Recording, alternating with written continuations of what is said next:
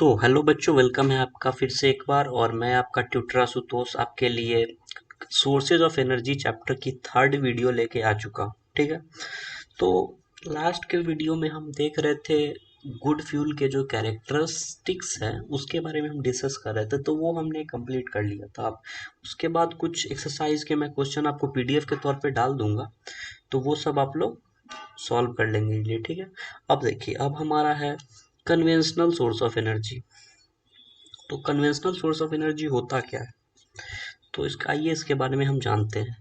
तो the traditional source of energy which are familiar to most people are called conventional sources of energy.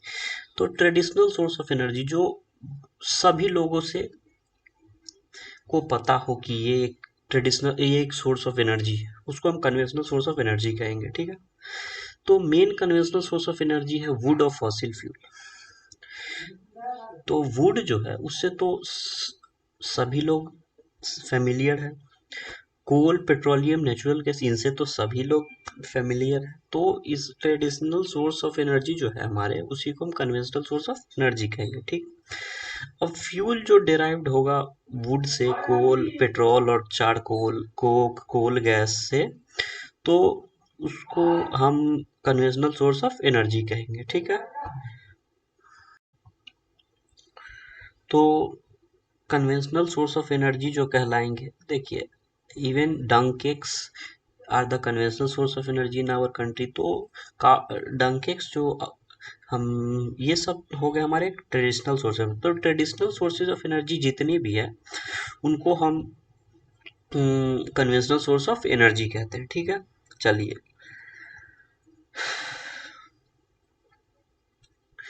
अब हमारा topic आता है fossil fuels.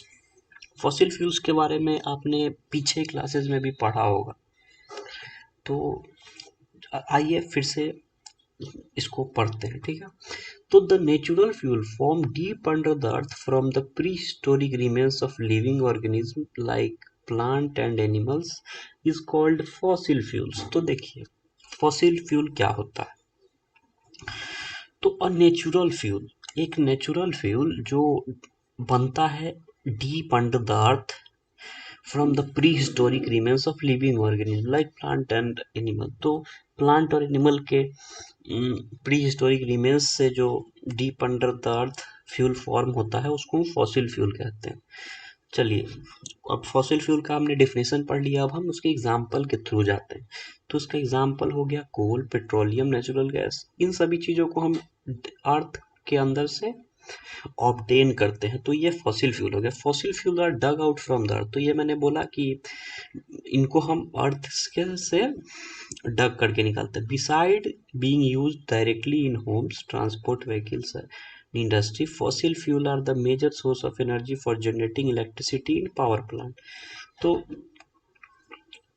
अगर home transport vehicles को अगर हम छोड़ देते हैं तो इलेक्ट्रिसिटी का जो पावर प्लांट में जनरेशन होता है, तो उसके लिए major source of energy fossil fuel है। ठीक है, अब फॉसिल फ्यूल के बारे में हम जान लिया। अब हम फॉसिल फ्यूल बनते कैसे हैं उसके बारे में जानते हैं।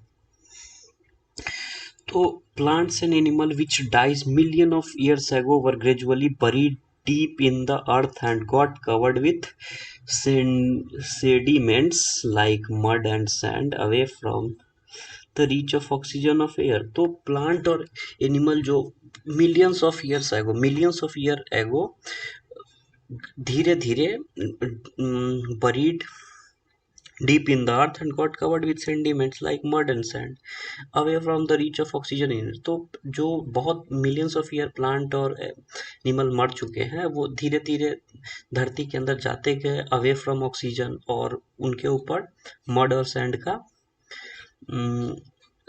कवर आ गया। ठीक है, और absence in the absence of oxygen the chemical effect of pressure, heat and bacteria converted the buried remains of plant and animal into fossil fuel. तो जब मिलियंस ऑफ ईयर है वो जो चीज धरती के अंदर दब चुके हैं, तो धीरे धीरे उन पे मड और सैंड का, तो वहां पे ऑक्सीजन की कमी हो जाती है। ठीक है, अब केमिकल इफेक्ट, अब एब्सेंस ऑफ ऑक्सीजन में जो केमिकल इफेक्ट लगता है प्रेशर, हीट और बैक्टीरिया का, वो बरीड रिमेन्स जो होते हैं प्लांट और एनिमल को, उनको फॉसिल फ्यूल में कन्वर्ट कर देते हैं। ठीक है, अब देखिए लार्ज प्लांट जो होंगे वो कोल में कन्वर्ट हो जाएंगे, और स्मॉल प्लांट जो होंगे वो पेट्रोलियम और नेचुरल गैस में कन्वर्ट हो जाएंगे। ठीक है,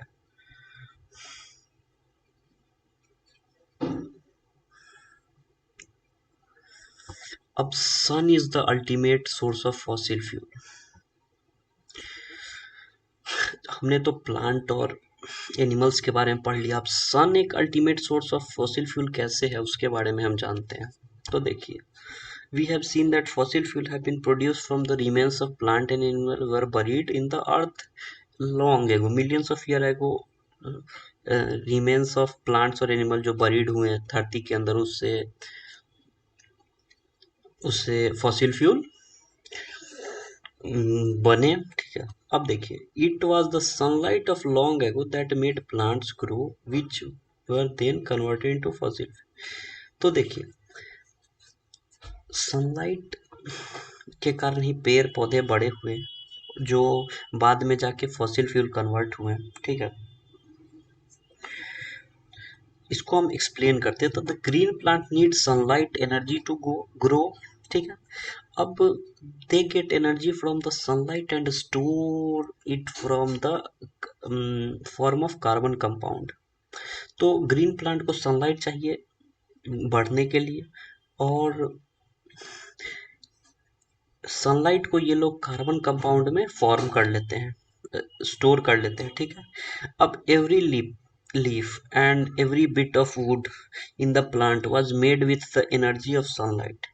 तो सनलाइट के कहीं ना कहीं सनलाइट का बहुत बड़ा रोल होगा। ठीक है, अब एनिमल जो खाना खाते हैं, ठीक है, वो एनिमल का मटेरियल जो होगा वो भी सन एनर्जी से होगा। जैसे these plants and animal which were originally made from sun energy converted to fossil fuel. तो फॉसिल फ्यूल कहीं ना कहीं सन का बहुत बड़ा रोल है फॉसिल फ्यूल बनाने में।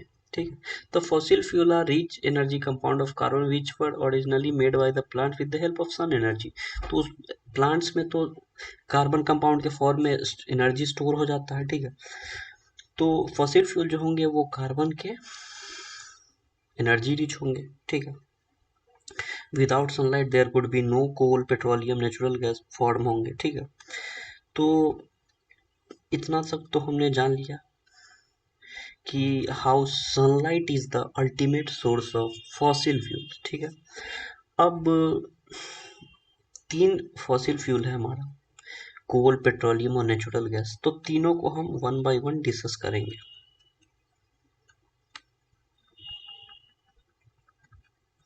तो सबसे पहला हमारा कोल। तो coal is a complex mixture compound of carbon, hydrogen and oxygen and some free carbon.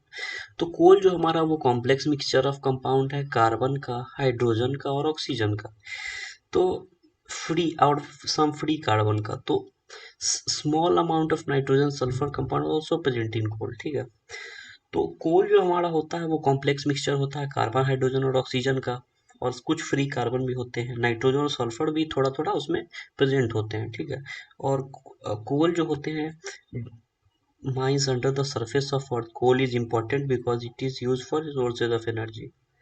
अब उसके बाद कोल के बारे में, a lot of heat is produced during the burning of coal which makes it a good fuel। ठीक है, तो ये मैंने पीछे बोला था कि गुड सोर्स ऑफ एनर्जी नहीं है, लेकिन ये वो एक, अगर हम पैमाना तय करते हैं कि एस नहीं बिहाइंड, मतलब राख नहीं छोड़े, उसके बेसिस पे अगर हम गुड फ्यूल और बैड फ्यूल के कैरेक्टराइज करेंगे तो उसमें कोल गलत हो जाएगा। लेकिन अगर कोल को हीट के कैरेक्टरिस्टिक्स पे उतारते हैं तो वो खरा उतरेगा कि ये बहुत अच्छा हीट प्रोड्यूस करता है, अलॉट ऑफ हीट प्रोड्यूस करता है। ठीक है, और